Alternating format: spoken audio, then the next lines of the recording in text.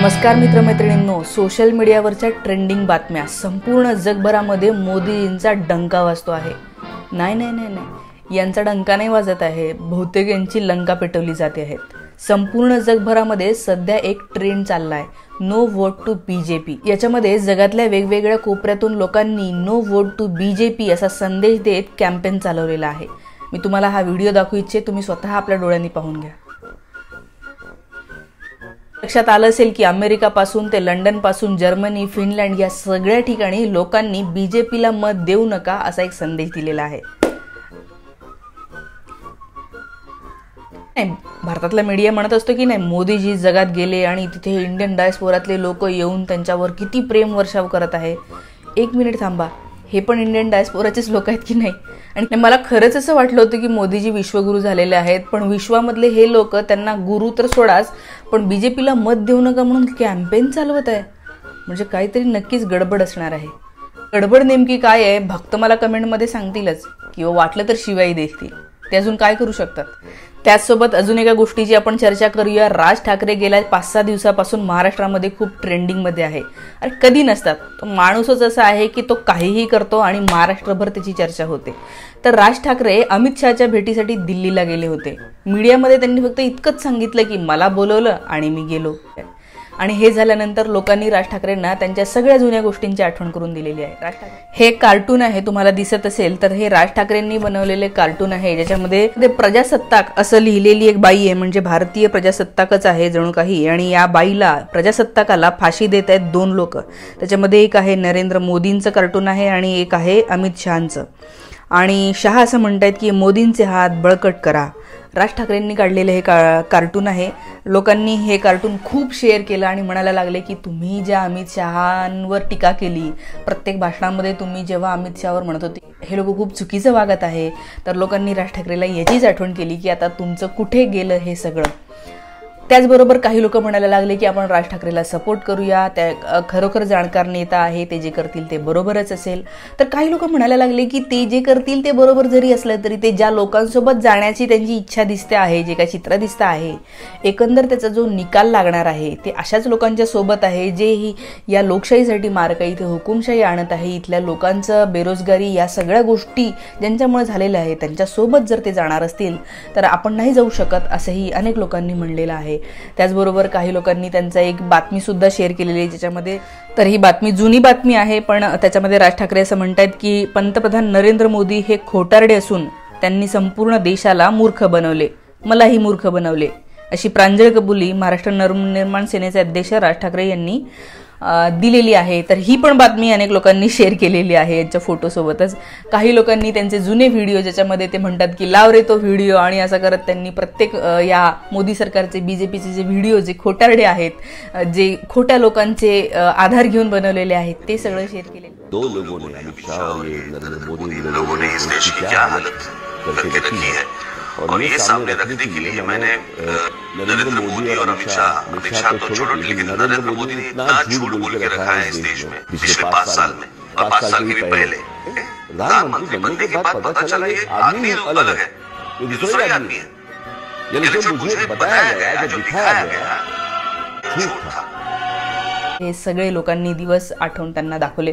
तर काही लोक म्हणाले की ते आधीपासूनच त्याच विचारधारेचे आहे, ते तिकडेच जाणार होते।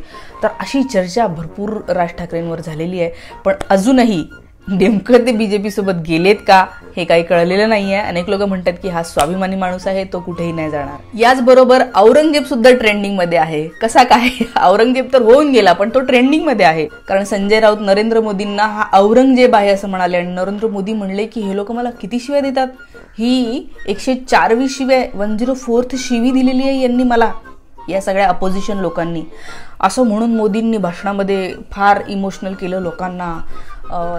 तर हे आपले तेच माननीय पंतप्रधान आहे ज्यांना औरंगजेब म्हटल्यामुळे राग आलेला आहे, पण हेच बायकांना कसं बोलतात, त्यांना 50 करोड की गर्लफ्रेंड म्हणताना किंवा काँग्रेस की विधवा म्हणताना त्यांना काहीही वाटले नाही। आता औरंगजेब म्हटलं तर किती इमोशनल करताय आहो। तर मग मोदी समर्थकांनी लगेच उद्धव ठाकरेचा एक फोटो बनवला, ज्याच्यामध्ये उद्धव ठाकरेंना अशी दाढी दिसते आहे, त्यांनी मुस्लिम समुदायासारखी टोपी घातलेली आहे आणि जणू काही ते मुस्लिम झालेले आहेत. आणि मोदींच्या विरोधकांनी तसाच एक उलट फोटो, ज्याच्यामध्ये मोदींना दाढी वाढलेली आहे, ते जणू काही एखादा मुघल सम्राट आहे असं लोकांनी दाखवलेलं आहे. तर हे दोन्हीकडून घमासान फोटो शेराशेरी झालेली आहे आज सोशल मीडियावर. त्याचबरोबर सोशल मीडियावर अजून एक महाराज ट्रेंडिंगमध्ये आहे. सोशल मीडियावर कुठले ना कुठले महाराज ट्रेंडिंगमध्ये असतात. सद्गुरू जग्गी वासुदेव यांच्या ब्रेनची सर्जरी झालेली आहे. ब्रेनमध्ये त्यांच्या ब्लिडिंग झालं होतं असं म्हणतात. हे तेच सद्गुरू जग्गी वासुदेव आहे की ज्यांनी असं म्हणलं होतं की allopathy is purely chemical, Ayurveda is herbal, सिद्धा इज इसेन्शियल. हे तर ज्यांनी आपल्या एका प्रवचनामध्ये असं म्हटलेलं होतं की your brain need not deteriorate with age. तुमचं जसं जसं वय वाढतं तसं तसा तुमचा मेंदू हा खराब नाही झाला पाहिजे. With simple yogic practices you can keep enhancing it. तुम्ही सिम्पल योगिक प्रॅक्टिसेस जर केल्या तर तुमचा मेंदू हा प्रगल्भ होत राहतो, हेल्दी राहतो. याचा अर्थ असाच आहे की एकतर सद्गुरू हे चुकीचं बोललेले आहेत किंवा सद्गुरू हे स्वतः योग करत नाही, मात्र ते योगाचं शिबिर घेतात.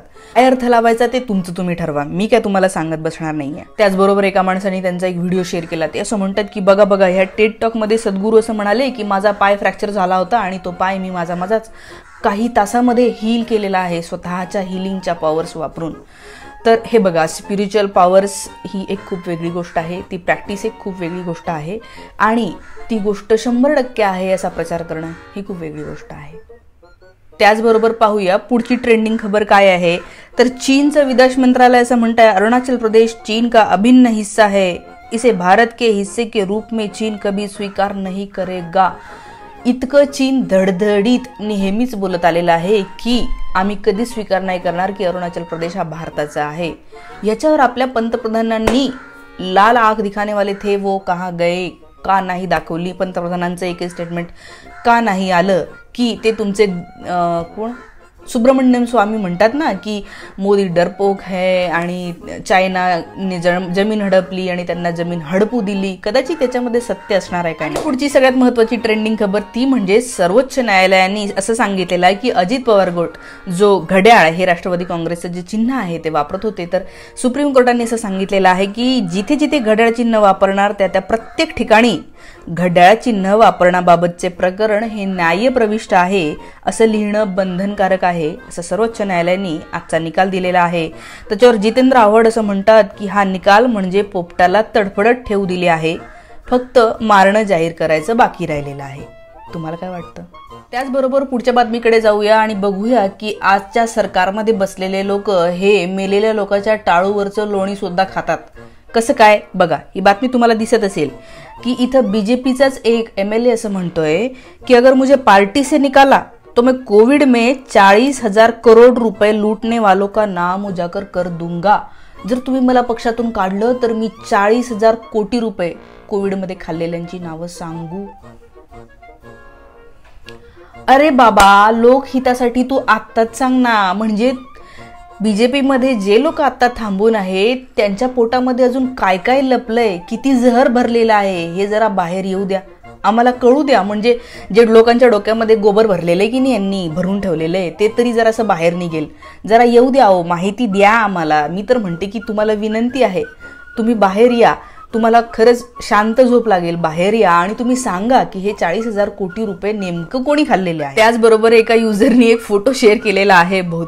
बहुतेक या युजरला दाढीवाल्यांचा खूप राग येतो आणि त्यांनी असं म्हणलंय की never trust the long beard fellows. ज्यांच्या अशा दाढ्या मोठ्या असतात त्यांच्यावर विश्वास ठेवू नका. आणि त्यांनी काय फोटो वा हे सगळेच लोक काय ना काय ह्याच्यामध्ये आहे असं त्याचं म्हणणं आहे.